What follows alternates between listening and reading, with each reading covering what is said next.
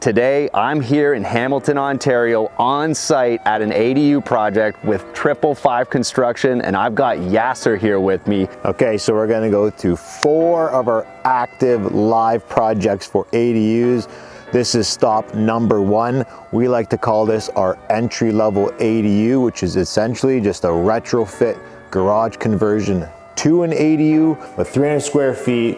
We have a nice tiled bathroom here that we'll show you guys. Full kitchen, even snuck in a dishwasher. We think that's important from a tenant standpoint, a little extra value there. That's wicked, man. It sounds like you guys actually managed to fit everything you needed in a 300 square foot space. You know, I'm looking at a structure, there's an existing building here. It looks like there's a big yard, right? There looks to be a garage in the back. If I wanted to do something like this, what's it gonna cost?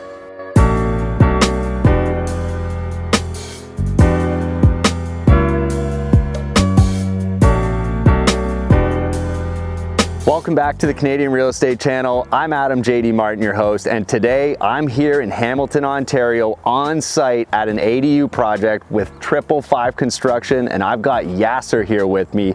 We're gonna walk you guys through, this is the first of a 12-part series on ADUs, so get ready. Yasser's bringing the heat on ADUs. He knows all about it. He knows how to construct them, how to manage them, how to implement it, and today, what are we talking about, Yasser? Okay, so we're gonna go to 4 of our active live projects for ADUs. This is stop number 1. We like to call this our entry-level ADU, which is essentially just a retrofit garage conversion to an ADU.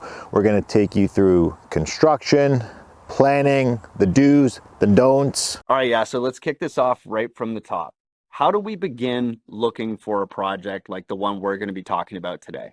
Yeah, I think it's a very important question because real estate in Ontario has changed drastically in the last 2 to 3 years. Real estate agents out there, your job got a whole lot harder, not only because the market's kind of very well balanced now, but beyond that, the municipalities, the province of Ontario itself has really pushed for densification.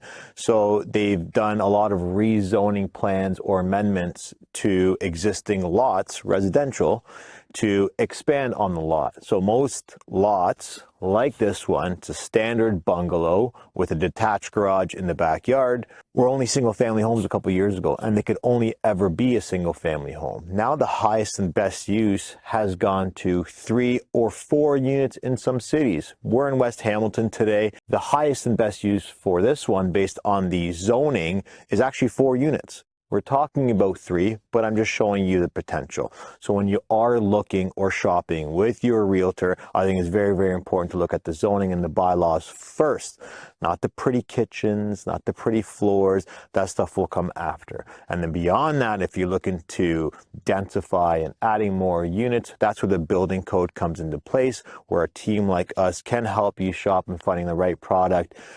Like this entry-level one of expanding the 3rd unit from the garage. So we have a bungalow, main floor is a unit, the basement is a unit, then we've expanded that to the 3rd unit using the detached garage. That makes sense. And, you know, just standing here on this front lawn, I'm sure you can see the house behind us. This looks like a pretty normal house. I mean, it's an average house on an average size lot that you were able to, while your client was able to find, you know, just using a savvy investor servicing real estate agent, right? This is someone, I think that what we need to think about too, though, is like they need to understand the zoning considerations, right? So I think what you're really talking about is having a great power team working with you. So I think, you know, this really isn't the time or the place or the market or the economy to be working with your uncle's, daughter's, brother's 100-year-old realtor who's not really up on what's been going on in the market in terms of pricing, in terms of investment strategy, in terms of the zoning, and what can actually be done when it comes to the highest and best use, right? So what we're looking for ultimately is a savvy power team. And I think that's the best starting place. For sure. And for the real estate agent that you referenced, To give you this specific example here, the agent that we were working with was in constant communication with us, right from the offer period to the conditional period. We were already in here before conditions were waived because we want to be a great partner to our real estate agent partners so that they don't advise or suggest a certain property or product to their clients, and then now they own it, and what they thought they could do, they can't. So that's where our team comes in. Even though we may come off as your traditional contractor, we're actually a lot more than that. We worry about the investment size. We have our own planning partners for the technical side of things, architectural, engineering, city submissions, and getting that permit to build. And then obviously the main course being the construction. So it's very, very important on the acquisition end to do the homework beforehand versus kind of getting caught in a project that you don't want to be in. Yeah, that makes a lot of sense to me. And we've seen it too many times where you buy the wrong asset with such a great plan, but then it comes to fruition and, you know, your plan didn't work. Or what we've seen a lot of people do is try and pull off illegal units. And ADUs, I'm just going to give it to you right here. This is not the time to be trying to squeeze in an illegal unit.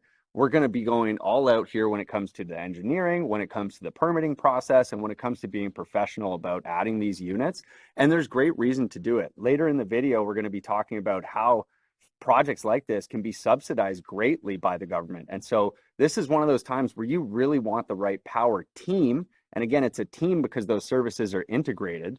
That doesn't happen in a vacuum, right? Your mortgage agent, your real estate agent, and your construction and your accounting and your legal should all be integrated as a team. And this is a perfect example of why, because you need to know which asset that you can actually pull the trigger on that you're going to get the maximum result for your ROI on. And the importance here cannot be stressed enough that they need to be in communication. I think that's one of the greatest things that you brought up there is that this doesn't happen in a vacuum, right? The asset you choose is where the money's going to be made. And so if you choose the wrong asset and somebody like Yasser can't make it work, that's a huge problem for the actual maximum result that you're trying to get. And at the end of the day, we work too hard for our money to be making inefficient purchases. So we want to be buying smart, right? And that means working with the right people. Definitely. One more thing I want to layer in there is you use the word communication, and it's so important. Our communication was so seamless throughout the planning phases of this project that we were fortunate enough to get the permit the same day that our clients for this property, the investors, the landlords, were able to get their keys for the property. So I can run you through that fairly quickly. Visited the property with the real estate agent and their client. It was a great asset. It was a great product, definitely something that we could convert and expand. We put the offer in, or the agent did anyways. Once it was secured past the conditional phase, our planning partners starting the application process for the permit to build right away. So while the previous owner still had possession of this property, we already had the paperwork happening in the background. That was submitted to the municipality. We received our permit to build. Our clients received their keys for possession on the same day. So I like to kind of look at that as we didn't waste any time. There was no burn rate once we actually took possession of the property. We were able to take possession right away. They were able to get tenants upstairs and downstairs while we started construction in the garden suite or the retrofit garage. Why that's so important too from the investment world, everyone gets so obsessed with hard costs, with the construction costs, as they should, but they always forget about the operating, the soft costs, and kind of all that planning that needs to go into it. You mess that up and your project may not make sense anymore. But for these guys, they're getting rental income upstairs, rental income downstairs, and we didn't waste any time with the submission process. We were able to start construction right away. So the property was carrying itself while we're working on the construction side. Yeah, that's a fantastic point. And again, you know, anybody that's tried to do your own work on a project, you know, you got to measure twice before you cut, or you're going to end up wasting a bunch. And that's exactly what's happening here. If you can get the project planned out right, you save so much money on the back end and those costs get minimized, which is where your actual ROI is here. There's a real case to be made about holding these assets long term and the longevity of these assets, being able to actually mitigate some of the risk that you are taking if you do mess something up. But why not just plan it better from the start? And I think that's, again, why we thought it was so important to do this huge series on ADUs and do it with somebody like Yasser and 555, because we want to hear it from someone we trust and who's doing everything above board and everything to the highest quality, so we can get an understanding of what that perfect investment actually looks like if you're considering doing an ADU. So Yasser, let's go check out the project. Let's do it.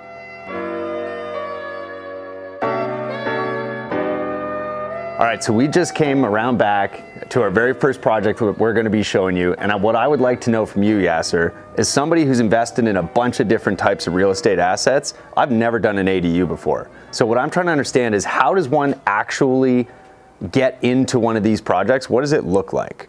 Yeah, so with these small scale conversions, which is what we call them, ADU being the shiny new object in Ontario, it's pretty much permissible, or the zoning allows it for every single organized municipality. Essentially, it is finding a space in the rear yard, whether it's through an existing structure like a garage or just green space, and that's where we can build the accessory dwelling units. So any time you're looking at one of these projects or acquisition, obviously entry point is a conversation with yourself and the real estate agent and the mortgage team, but beyond that, planning is a major component from zoning and a bylaw standpoint. Then we get into the building code, which we'll talk about in a second here with this gigantic trench, and then taking that and then layering it in, which is the most important factor of your budget and the investment talk. So we'll go through all of those parameters today at each one of our 4 live ADU projects. For this one specifically, I'm going to spin it to the construction conversation, if you don't mind, because like I said, we have this gigantic hole here that's being trenched to the former garage behind us. If you guys don't believe that it was a single car parking garage, you can just look over at our neighbor, is the exact same build. But when you're looking at these projects, you need to have a self-contained unit, which means you need full services to the existing structure, okay? So before you start the retrofit, you want to start the planning with services. So you see in our trench here, we have our sewer line that's going in, our water supply line that's going in. We've trenched our power to get another service coming in as well, so you can offset utilities. And this one, we do not have any gas, so it's fully electric. But if we wanted to run the gas, we would run it in the same trench as well. All right, well, let's take a tour of the inside.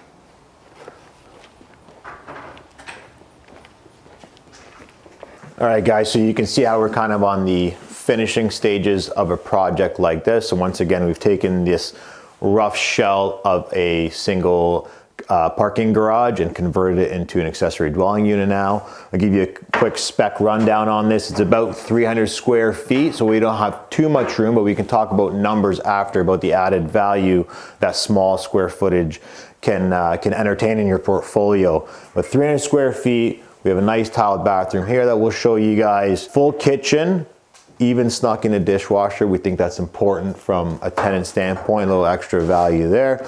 And then we have our laundry box with our service room combined there. So you have your hot water tank, your ERV system to kind of meet all the building code specifications. We are being heated via a heat pump. So you'll see that on the wall, and we have our service panel in there as well, and then a closet for this bachelor studio. That's wicked, man. It sounds like you guys actually managed to fit everything you needed in a 300 square foot space. Yeah, exactly. And that's like, well, this is why we consider it the entry level. Not only are garage conversions less cost heavy than an ADU from the ground up, the second approach to that is 300 square feet. It's tight. You can only get so many components to this unit. So with us having to force our service room, get our laundry in there, get our dishwasher in there, these are all added value components to obtaining that top ROI from a rental standpoint. Yeah, absolutely. I mean, we talk about this all the time when it comes to apartments. We're always looking to add laundry. We're always looking to add bedrooms. We're always looking to add dishwashers. That's part of the strategic renovations, in addition to the kitchen, the flooring, landscaping, lighting, paint. The nice thing is, when you guys are doing it on an ADU like this, what I can see very quickly is you're not fighting against a 200-year-old structure that's all chopped up with structural walls. It looks like what happened here is you took a really solid envelope and you improved on the interior from a blank canvas.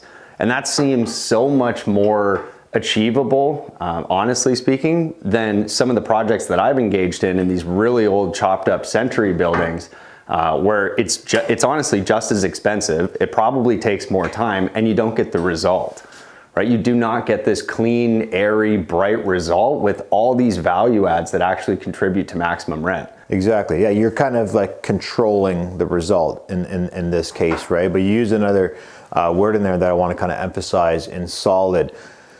When you're shopping or an acquisition or looking at expanding a lot with more density and you're looking at a unit in the backyard via a garage retrofit, solid is key, right? So you want to make sure that you have a team like ours come out there, kind of do an engineer check, make sure it's sound. Eye test is a great test. If the garage looks like it's falling over, it's probably falling over and we're going to have to go net new.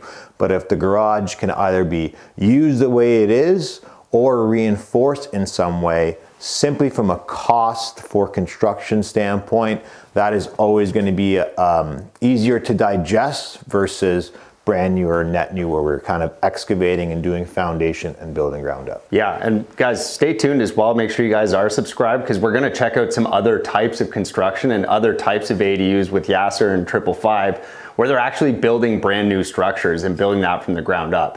So keep in mind, this is the beginner ADU, something that you could think about if you've maybe not entertained the idea of building something from new or building from scratch yet. And I'd love for you, because you brought up the eye test, let's actually just take a look right now at what this looked like before with the neighbor's old garage that's right beside us and looks exactly the same. All right, now I know what you're thinking, and I'm starting to think the same thing too. What does this actually cost? What are the numbers? How do I actually look at this from an investment perspective and think, you know, I'm looking at a structure, there's an existing building here. It looks like there's a big yard, right? There looks to be a garage in the back. If I wanted to do something like this, what's it going to cost? Yeah, I mean, it's the $1 million question, but it doesn't cost $1 million, okay? Nice. It's a question we get in every single inquiry that comes to us. It's a fair question. There are a lot of moving components between, you know, just the logistics of the lot and the landscaping, and beyond that, the planning side of it. But let me try to summarize this the best as I can. If we take an entry-level ADU like this, so once again, just to emphasize, this is a retrofit garage to an ADU. Why is that the most cost-effective? Well, I have an existing shell, right? So it's sound, an engineer signed off on it, but the shell is there, so I don't have to put more money or construction into building a foundation in the walls and obviously a roof system there. So the shell is there, so we don't have to worry about our services that we talked about, and then getting it to the point of finish and then occupancy. So with that being said, if we can budget a clean number of somewhere in the six-figure range, that would probably get you to the finish line. Now, with that being said, I want to parlay this into a back-end conversation or an ARV, after repair value conversation, for all you investment folks and mortgage brokers. Anyone who understands numbers and sees a unit like this once it's finished and has occupancy, you'll probably trade somewhere around $1,500, $1,600, $1,700. So we'll use that number in the middle, $1,600. Of course, this is dependent on this municipality that you're in. We're in West Hamilton here, which is a nice built up area. So if you're getting $1,600 for a studio bachelor, multiply that by 12, so we're somewhere around $20,000. Simple math tells me that in 5 years, this is completely paid off. And then in your 6th year, that's completely cash flow again. And then beyond that, we have the appreciation or the added value from an equity standpoint. Big banks are just starting to realize this now. That's how strong of a push there is for the accessory dwelling unit market.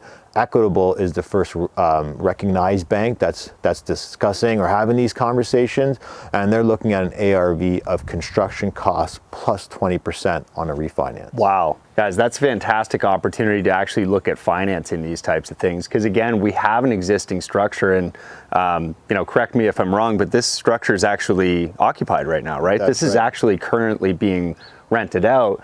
It was a duplex, right? So there's an upper and a lower unit that are currently being rented out, which is helping cover those costs as we move through. And in a separate video that you guys are going to be able to watch coming very soon, we're going to actually discuss the planning process of how you actually plan this out so that you can minimize those construction costs, minimize the carrying costs, and ultimately maximize your results. And that's kind of what we're trying to unpack today is, you know, real people doing real things, right? I know you want to be doing things, so working with people like Yasser can help you get there. And I think that's why it's important as well that we learn about what the process is. So look forward to that video.